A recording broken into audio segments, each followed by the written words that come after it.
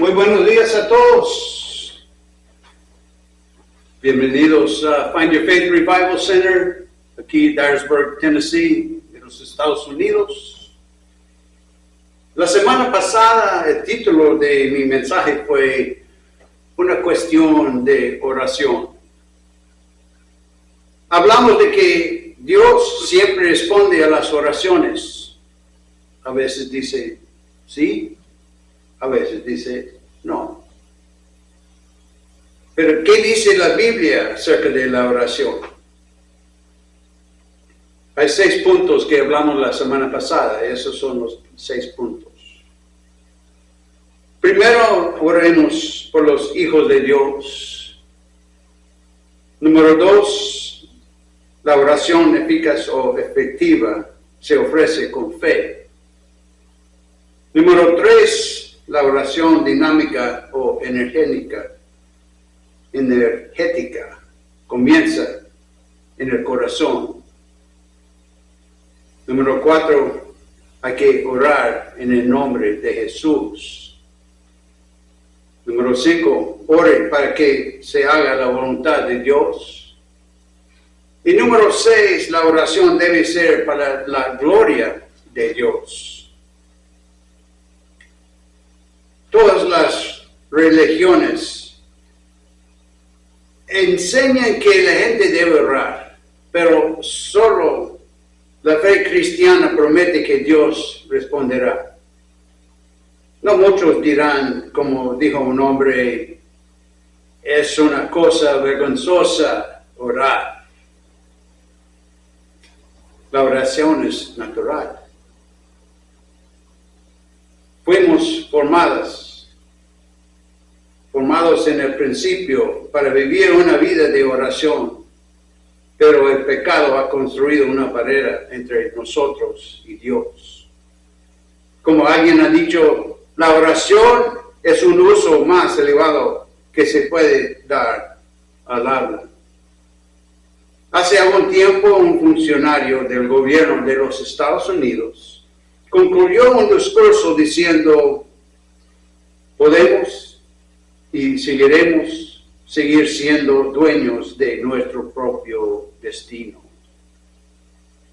Esta expresión, dueños de nuestro destino, está tomado del poema titulado Invictus, que significa invicto.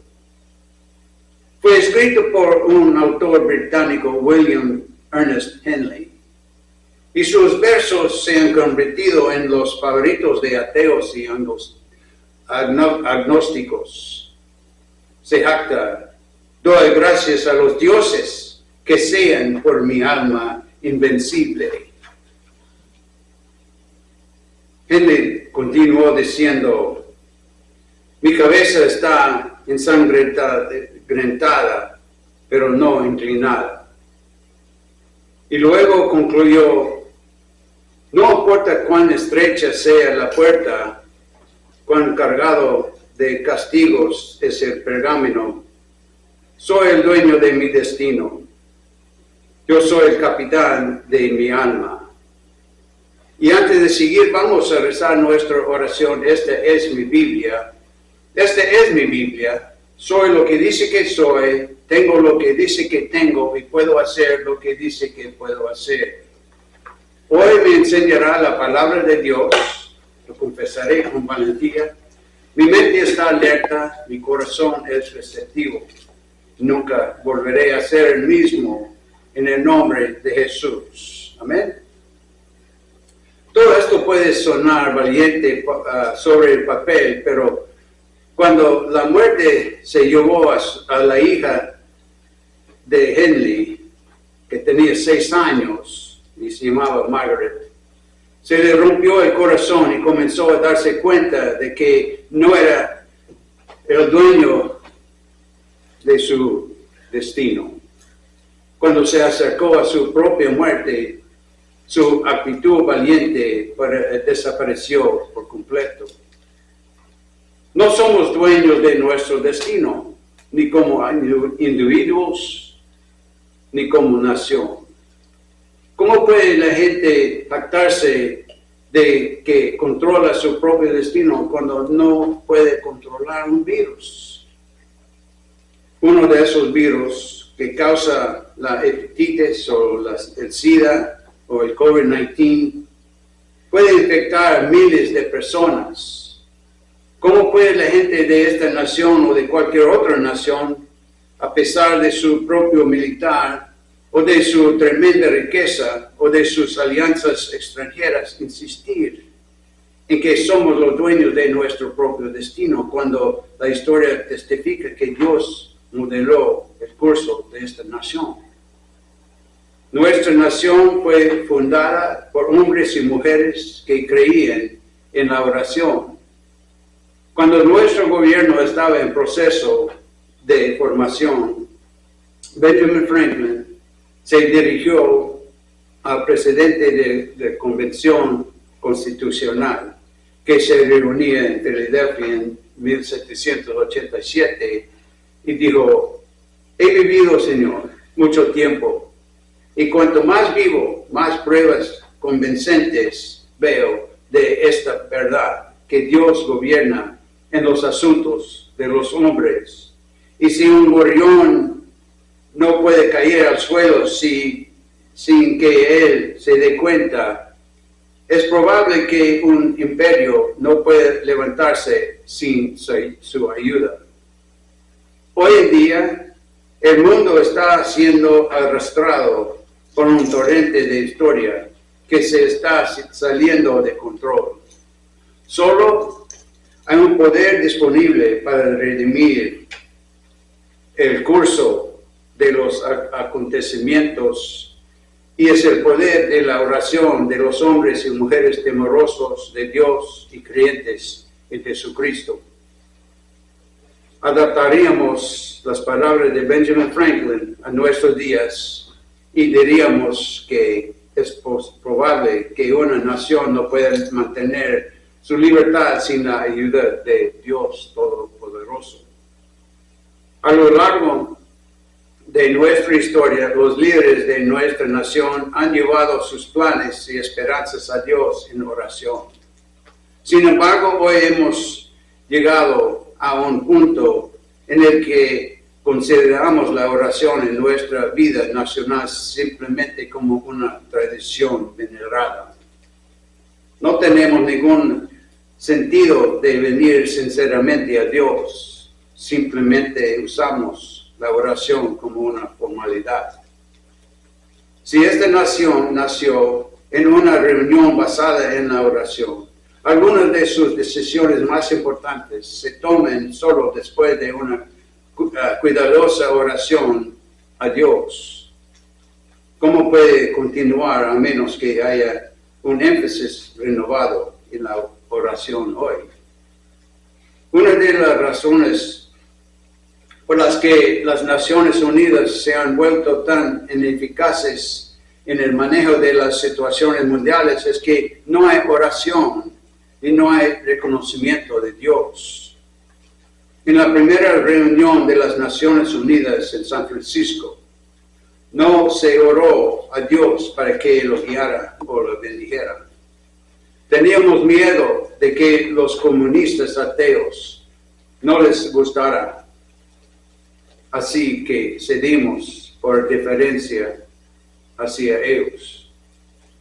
Se ha predicho que a menos que los líderes de las naciones se vuelvan a Dios en oración, sus mejores planes fracasarán, tal como lo hicieron los planes de aquellos que construyeron el Torre del Babel. Hay miles de personas que rezan solo en momentos de gran estrés, peligro o incertidumbre. He volado a través de fuertes tormentas cuando a mi alrededor personas que nunca antes pensaron en orar estaban orando: oh Dios mío, ayúdanos.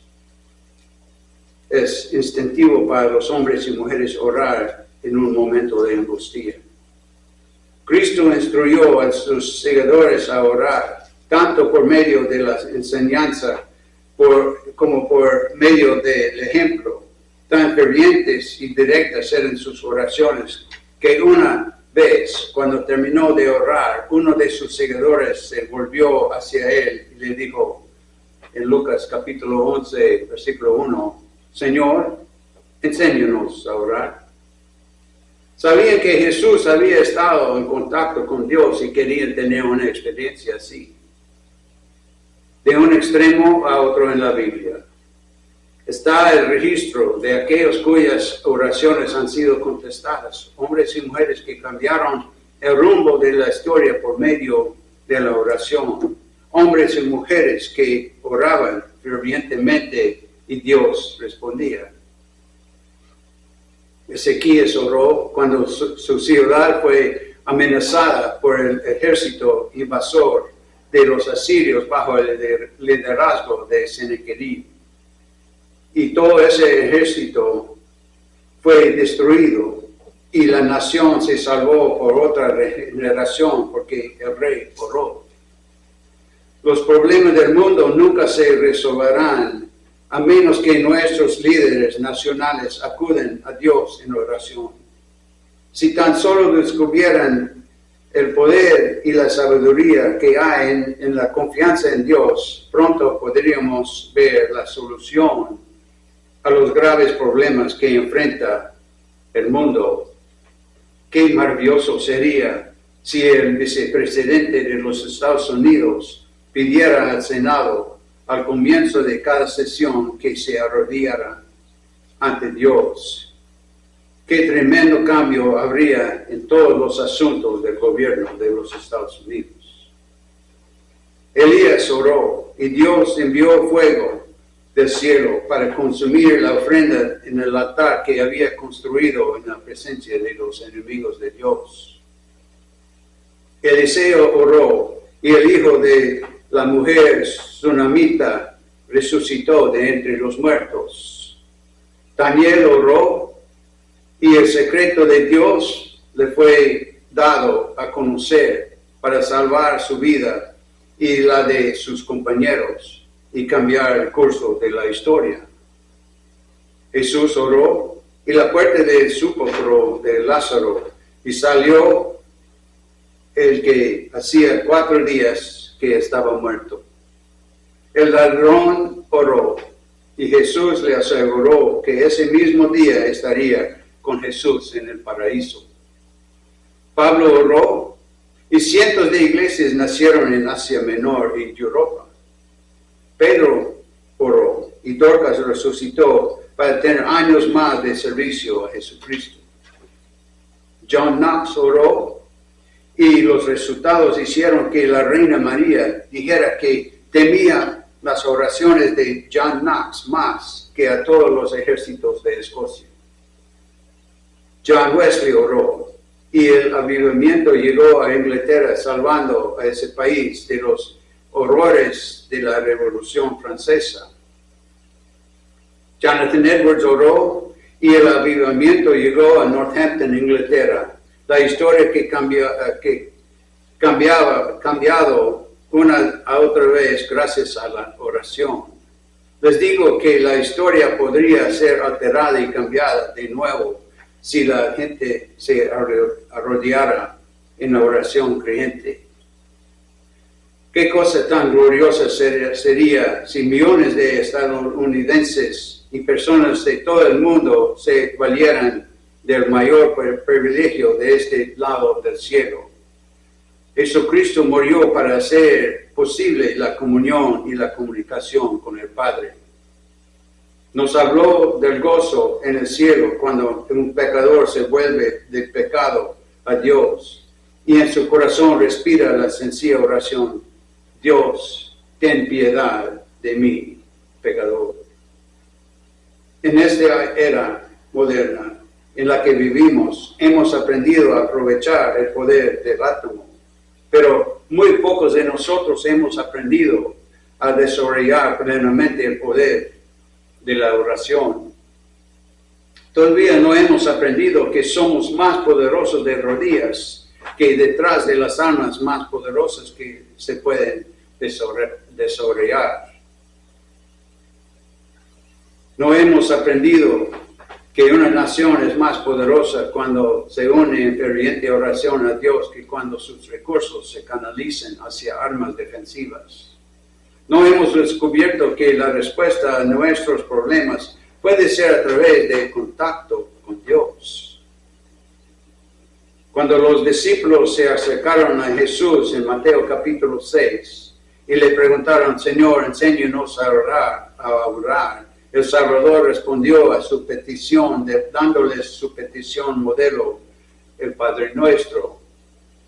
El Padre Nuestro, sin embargo, fue solo el comienzo de su sagrada instrucción. En decenas de pasajes, Cristo ofreció más guía, y debido a que practicó lo que predicó, toda su vida fue una serie de lecciones sobre la oración prevaleciente. Una de las cosas más sorprendentes en todas las escrituras es la cantidad de tiempo que Jesús pasó en oración. Tenía solo 3 años de ministerio público. Sin embargo, Jesús nunca estaba demasiado apurado para pasar horas en oración. Oraba antes de cada tarea difícil que se le presentaba. Oraba con regularidad. No comenzó ni terminó un día en el que no desplegara su alma ante su Padre. Con cuánta rapidez y descuido, por el contrario, oramos. Fragmentos de versos memorizados se pronuncian apresuradamente por la mañana. Luego decimos adiós, adiós por el resto del día, hasta que nos apresuramos a hacer algunas peticiones finales por la noche. Este no es el programa de oración que Jesús embozó. Jesús suplicó larga y rápidamente. Se registra que pasó noches enteras en ferviente oración. Mostramos muy poca persistencia y súplica en nuestra vida de oración. Hace muchos años, varios periódicos hablaron de un hombre en Washington que pasó 17 años asegurando una acción favorable de un reclamo de $81,000 contra el gobierno de los Estados Unidos. Sin embargo, muchas personas no oraron ni 17 minutos por el bienestar de sus propias almas inmortales o por la salvación de otras personas. La Escritura dice en 1 Tesalonicenses capítulo 5 versículo 17, oren sin cesar. Este debería ser el lema de todo verdadero seguidor de Jesucristo. Nunca dejes de orar, ni importa cuán oscura y desesperada parezca tu situación. Hace unos años una mujer escribió a su pastor que había suplicado durante 10 años por la conversión de su esposo, pero que él estaba más endurecido que nunca. El pastor le aconsejó que siguiera orando. Y hay un dicho en inglés que dice, pray until something happens. O en español es reza hasta que ocurre algo. Algún tiempo después, el pastor volvió a tener noticias de la mujer. Ella dijo que su esposo se convirtió gloriosa y milagrosamente en el 11º año de su oración. Y si hubiera dejado de orar después de solo 10 años. Nuestro Señor oraba frecuentemente solo apartándose de toda distracción terrenal. Te insto a que elijas una habitación o un armario o otro lugar en su casa o incluso en tu jardín donde puedes estar a solas con Dios y hablar con Él regularmente. Esa oración silenciosa, aislada y de alma a Dios, en la que vienes a propiciatorio para recibir la bendición divina sobre tu hogar y tu país, puede ser el arma secreta más poderosa de la nación. la defensa espiritual más poderosa de nuestra nación puede ser la oración. Un adolescente escribió y le preguntó, ¿por qué no hay más grupos de iglesias que se arrodillen cuando oran? Pues yo mismo no me lo preguntó a mí mismo, pero leí esta pregunta que hicieron al reverendo Billy Graham. Él dice, si bien podemos hablar con nuestro Padre cuando estamos acostados en el lecho de un enfermo, caminando en una tienda o como yo, caminando por la mañana por el beneficio de mi salud, o sentados en nuestros automóviles, ciertamente la rodilla doblada muestra humildad, sujeción y reverencia. Los líderes poderosos no han dudado en inclinarse ante Dios. Se decía que siempre se podía saber quién en el Congreso era George Washington, porque siempre se arrodillaba en oración. A medida que continuamos observando la vida de oración de Jesús, notamos el fervor con él que oró.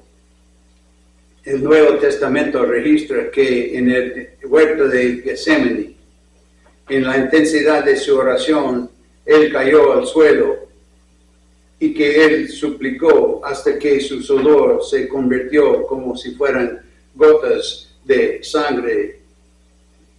Eso lo pueden encontrar en Marcos capítulo 14, versículo 35 y también en Lucas capítulo 22, versículo 44. Con demasiada frecuencia usamos pequeñas peticiones, ejercicio de oratorio y las palabras de otras en lugar de los gritos de nuestro ser más íntimo. Con demasiada frecuencia, cuando vamos a orar, nuestros pensamientos comienzan a vagar. Insultamos a Dios hablándole con nuestros labios mientras que nuestros corazones están lejos de Él. Supongamos que estuvieras hablando con el rey de Inglaterra, con el presidente de los Estados Unidos, o con el de México, o con cualquier otro líder de un país. ¿Dejarás que tus pensamientos vagarán por un minuto? ¿No estarías intensamente interesado en todo lo que él o ella dijera? ¿Cómo entonces nos atrevemos a tratar al Rey de Reyes con menos respeto? Hay tantas lecciones que Jesús nos enseñó en oración que no podemos presentarlas todas en un solo mensaje. Sin embargo, uno que debemos recordar, especialmente durante estos días de prejuicio, odio y lujuria, es este. Jesús nos enseña por quién debemos interceder. Cuán sorprendentes son sus instrucciones y su ejemplo. Él nos dice en Romanos, capítulo 12, versículo 14, bendigan quienes los persiguen, bendigan y no maldigan. En otras palabras, Él dice que oremos por nuestros enemigos. Debemos abogar por nuestros enemigos, pidiéndole a Dios que los conduzca a Cristo y por su causa que los perdone. En las primeras palabras que Jesús pronunció desde la cruz, después de que los pesados clavos hubieran sido clavados en sus manos y pies, comenzó a interceder por sus crucificadores, diciendo, Padre, perdónalos porque no saben lo que hacen. ¿Cuántos de nosotros hemos pasado tiempo orando por nuestros enemigos? Sí, incluso debemos orar por los líderes mundiales hostiles, para que se convierten de la maldad de sus caminos y reconozcan que Dios es el Señor de la historia. También se nos dice en las Escrituras que oremos para la conversión de los pecadores. He escuchado discusiones de líderes religiosos sobre cómo comunicar el Evangelio. Ni una vez pues escuché mencionar la oración. Si hay una persona que conoces que necesita a Cristo, comienza a orar por él o ella. Te sorprenderás de cómo Dios comenzará a obrar en ellos. Una lección más que Jesús nos enseñaría es la certeza victoriosa que Dios responde a toda petición verdadera. Los escépticos pueden cuestionarlo, los humanistas pueden negarlo y los intelectuales pueden ridiculizarlo. Sin embargo, aquí está la propia promesa de Cristo. Encontramos en Juan capítulo 15, versículo 7.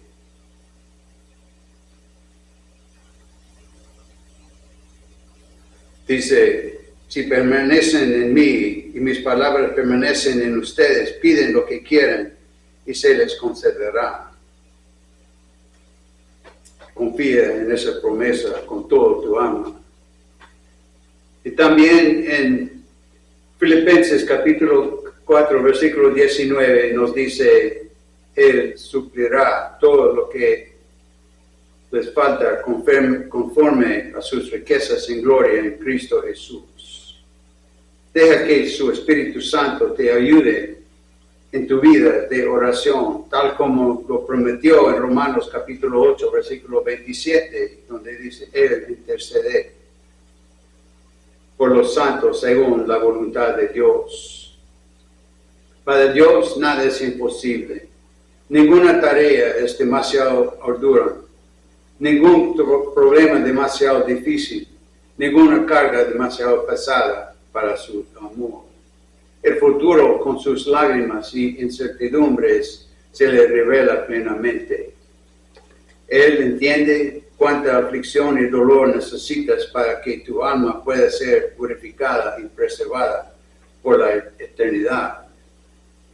Vuélvete a Él y podrás decir, como Job dijo en Job capítulo 23, versículo 10, cuando dijo, pero Él conoce el camino que yo tomo, cuando me haya probado saldré como oro. Y déjame terminar el mensaje de hoy con lo siguiente. No somos los dueños de nuestras propias almas. No pongas tu voluntad por encima de la voluntad de Dios. No insistes en tu camino. No te dictes a Dios. No esperes una respuesta inmediata en la forma, el lugar o en la manera que estás exigiendo. Más bien, aprenda la difícil lección de orar como oró el Hijo de Dios sin pecado cuando dijo, no se haga mi voluntad, sino la tuya. Puede ser que digas oraciones en tiempos de peligro, pero nunca has llegado a conocer a Jesucristo para poder orar en su nombre.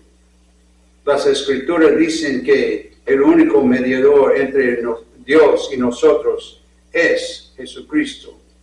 Debes conocerlo a Él y debes orar en su nombre.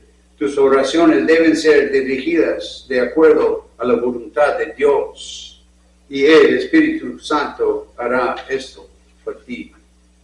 Tal vez no sepas cómo orar, porque no comienzas a orar, ora, diciendo simplemente, Dios, ten piedad a mí, pecador. Y finalmente, deja que Dios perdone todos tus pecados pasados, transforme tu vida y convierta en una nueva persona. Él puede hacerlo ahora en la respuesta a tu oración. Esa oración simple y directa te abrirá nuevos horizontes de victoria espiritual y agregará una nueva dimensión a tu vida. Amén. Y con esto vamos a rezar nuestra oración de salvación.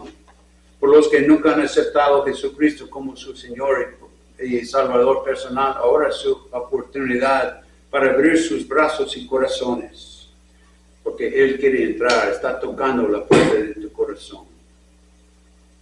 Y los que han aceptado a Jesús antes, pero por alguna razón u otra necesitan renovar su comunión con Dios o con Jesús, ahora es su oportunidad también para abrir sus brazos y corazones. Todos repiten esta breve oración después de mí.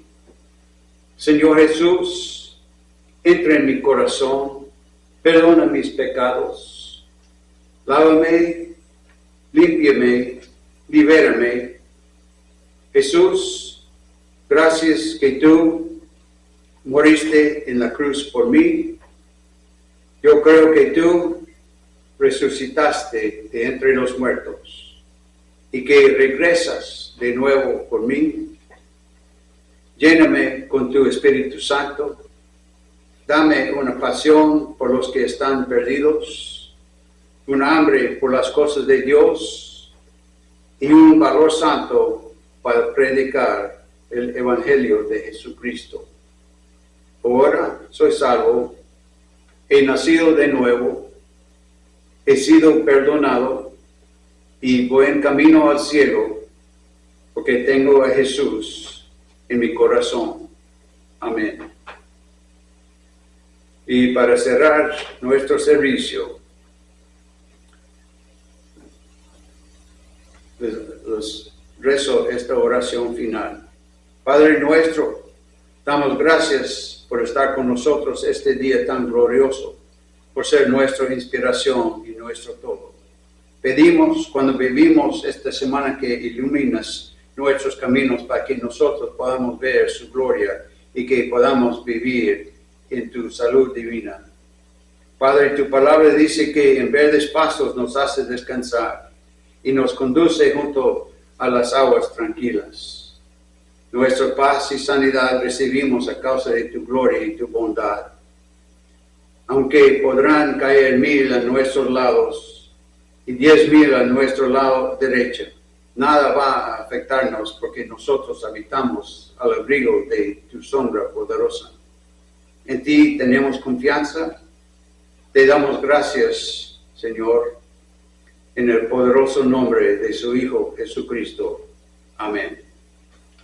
Les invitamos que están mirando, si están mirando por Facebook, que nos manden un mensaje de dónde están mirando.